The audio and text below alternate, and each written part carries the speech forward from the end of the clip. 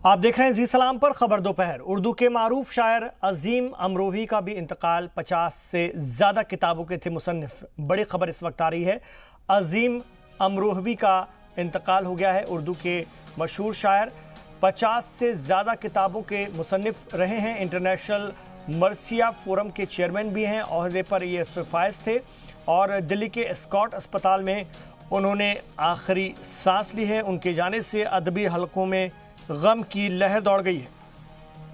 इस वक्त की बड़ी खबर आ रही है, उर्दू के मशहूर शायर, ये तस्वीर हम आपको दिखा रहे हैं, अजीम अमरोही की है, जिनका आज इंतकाल हो गया है। 50 से ज़्यादा किताबों के मुसन्निफ रह चुके हैं। अब्बास मेहंदी साहब हमारे साथ जुड़ गए हैं, जी सलाम के आउटपुट हेड। अब्बास मेहंदी साहब, हम अजीम साहब के हवाले से आपसे जानना चाहेंगे बहुत कुछ।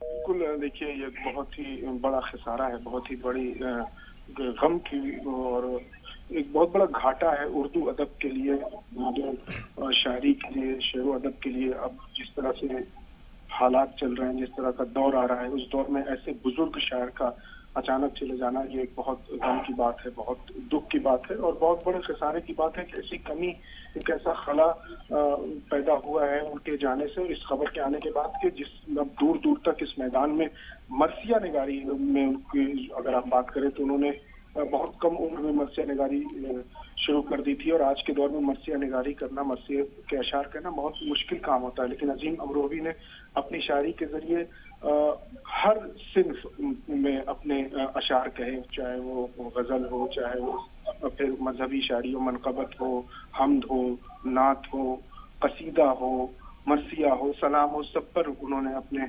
अफकार, अपने ख्यालात की रोशनी डाली और एक लंबे वक्त तक उन्होंने अपने अशार के जरिए, अपने अफकार के जरिए, अपने ख्यालात के जरिए, अपने कलम के जरिए, अपने अदब के जरिए उन्होंने कौम और मिल्लत की जो खिदमत की है उसको न भुलाया जा सकता, न उससे इनकार किया जा सकता।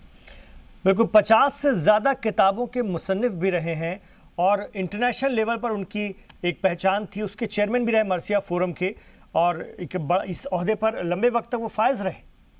हाँ बिल्कुल, देखिए मैंने कहा ना कि मर्सिया निगारी जो है, मर्सिया के अशार कहना वो बहुत मुश्किल काम होता है। जो शोरा है, हालांकि हम तो शायर नहीं है, लेकिन जो शोरा हजरात हैं उनसे अगर आप जब बात कीजिए, उनसे गुफ्तगू कीजिए तो एक शायर अलग अलग सिंक में, अलग अलग जमीन पर, अलग अलग फिक्र में, अलग अलग अंदाज में शायरी नहीं कर सकता। लेकिन ये सारी महारत, ये सारी खुसूसियत अजीम अमरोही साहब को हासिल थी और उनकी मौजूदगी, उनका रहना नशिस्तों में, महफिलों में ये माना जाता था दीगर शोरा के लिए कि अगर वो किसी शेर पर दाद दे दें, किसी शेर पर वाह कह दें, तो बड़े बड़े शोरा ये कहते थे कि उनकी दाद और उनकी वाह उनको उनके सनत के तौर पे लोग देखते थे। उनकी मौजूदगी उस मुशायरे की कामयाबी, उस महफिल की, उस नशिस्त की, उस मजहबी महफिलों की अहमियत को और बुलंद कर देती थी, उजागर कर देती थी।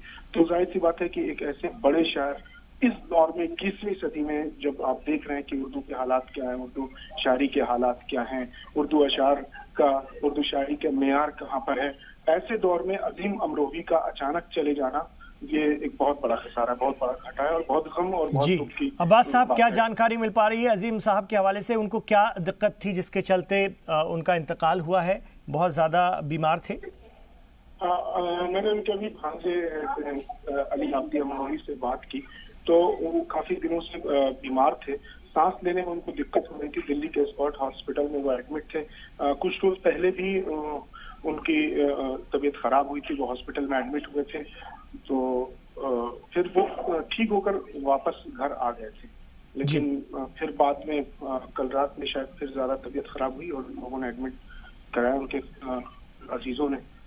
तो फिर ये आज अभी थोड़ी देर पहले ये इत्तला आई, जो एक बहुत ही जी। शुक्रिया आपका इस पूरी बातचीत के लिए अब्बास मेहंदी साहब। तो आपको बता दें, मशहूर उर्दू के शायर अजीम अमरोही का इंतकाल हो गया है। बड़ी खबर इस वक्त की, थोड़ी देर पहले ये उनका इंतकाल हुआ है और आपको एक बार फिर